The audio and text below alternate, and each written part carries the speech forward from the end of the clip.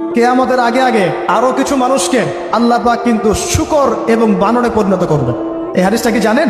হাদিসটা শুনে রাখেন। এটা আখিরুজ জামান বা কিয়ামতের আলামত সংক্রান্ত হাদিসগুলোর মধ্যে পাবেন। আল্লাহ রাসূল সাল্লাল্লাহু আলাইহি ওয়াসাল্লাম বলেছেন, কিয়ামতের আগে আগে আমার উম্মতের মধ্যে, ভালো করে শোনেন, কিয়ামতের আগে আগে আমার উম্মতের মধ্যে একদল মানুষ বের হবে যারা মদ পানকে হালাল মনে করবে। কাকে? মদ পান করাকে হালাল মনে করবে। যারা বাদ্যযন্ত্র, গায়িকা, নায়িকা এগুলো নিয়ে নর্তকী নাচাবে রাতের বেলা, এগুলোকে হালাল মনে করবে। যারা অশ্লীলতা, বেহায়াপনাকে জায়েজ করে নিবে, ঠিক আছে, এরকম কয়েকটা পাপের কথা বলে নবীজি বলছেন একদিন সকালবেলা আল্লাহ পাক তাদেরকে ঘৃণিত বানরে পরিণত করবে। এটা হবে সামনে, কখন কিভাবে হবে আল্লাহ ভালো জানেন। এবার আমি কনসেপ্টে চলে আসি। এই যে পৃথিবীতে নেমে আসলাম, তাহলে আমরা কোত্থেকে আসছি ভাই? আমরা কি পৃথিবীর অধিবাসী ছিলাম? আমরা জান্নাতে ছিলাম, ওখান থেকে আল্লাহ পাক পাঠিয়েছে। এবার পৃথিবীতে এসে আদম আলাইহিস সালামের যুগে খুব একটা দুর্ঘটনা ঘটে নাই, একটা ঘটেছে। কয়টা? একটা। ভাই হাবিলের কোরবানি কবুল হয়, কাবিলের অন্তর্দাহ হয়, জ্বালা হয়। কেন হাবিলেরটা কবুল হবে, কাবিলের কেন হচ্ছে না? এই হিংসার বশবর্তী হয়ে কাবিল হাবিলকে হত্যা করে ফেলে। হত্যা করে লাশটা দাফন করার পদ্ধতিও তার জানা ছিল না। আল্লাহ কাককে পাঠালেন, কাককে দেখে সে শিখলো। প্রথম দুর্ঘটনা হচ্ছে হাবিল কাবিলের দুর্ঘটনা। বলে রাখি, আজকেও নিজের ভাইয়ের বেশে বহু কাবিল মুসলিম সমাজের মধ্যে ঘুরে বেড়ায়।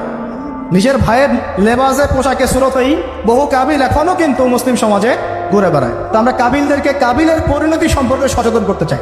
হাবিল বলেছিল, তুমি যদি আমাকে মারতে আসো, আমি তোমাকে মারার জন্য হাত বাড়াবো না। হাবিল জান্নাতে যাবে আর কাবিল জাহান্নামে যাবে। কেন কাবিল জাহান্নামে যাবে? নবীজি বলেছেন, পৃথিবীর প্রথম হত্যাকাণ্ড সংগঠিত করেছে কাবিল। এই কারণে পৃথিবীতে যত খুন হবে, সমস্ত খুনের পাপের একটা অংশ কাবিলের আমলনামায় যোগ করা হয়। বলে নাউজুবিল্লাহ। একটা কথা মনে রাখবেন, সদকায়ে জারিয়া যেমন আছে, গুনাহে জারিয়াও আছে। একটা মদের দোকান দিয়েছেন, যত মানুষ মদ খাচ্ছে, সমস্ত গোনার একটা অংশ আপনার কাঁধে আসছে। সিনেমা হল করেছেন, মানুষ সারাদিন নেকটা ছবি দেখে, নগ্ন ছবি দেখে, যত মানুষ এখানে পাপ করবে, সমস্ত পাপের একটা অংশ আপনার কাঁধে যাবে। আবার একটা মাদ্রাসা করেছেন, যত মানুষ এখানে দ্বীনি ইলম শিখবে, এই নেকির একটা অংশ আপনি পাবেন ইনশাআল্লাহ। মরে গেলেও কবরে পাবেন ইনশাআল্লাহ। আল্লাহ পাক আমাদের সবাইকে সদকায়ে জারিয়া করার তৌফিক দেয়। গোনাহে জারিয়া থেকে বাঁচিয়ে রাখুন, খুব খেয়াল রাখবেন। আল্লাহ পাক আমাদের হেফাজত করুন বলি আমি। এবার ওই যুগ শেষ, নূহ আলাইহিস সালামের যুগ। এই যুগে আল্লাহর একই সুন্নাত, নূহ আলাইহিস সালাম 950 বছর দাওয়াত দিলেন, 40টা বা 80টা পরিবার ইসলাম কবুল করেছে, বাকিরা করে নাই। যারা করে নাই আল্লাহ পাক তাদেরকে ডুবিয়ে মারলেন, যারা করেছে আল্লাহ পাক উদ্ধার করলেন। সোজা কথা। আজকে সারা পৃথিবীতে যত মানুষ আমরা বেঁচে আছি না, আমরা কোনো না কোনো ভাবে ওই 80 পরিবারের সদস্য। আমরা ভাই ভাই, আমরা ওই ফ্যামিলি, 80 ফ্যামিলির অন্তর্ভুক্ত। কিরকম করে? নূহ আলাইহিস সালামের 4 সন্তান ছিল। কয় সন্তান? এক সন্তানের নাম হচ্ছে হাম। কি নাম?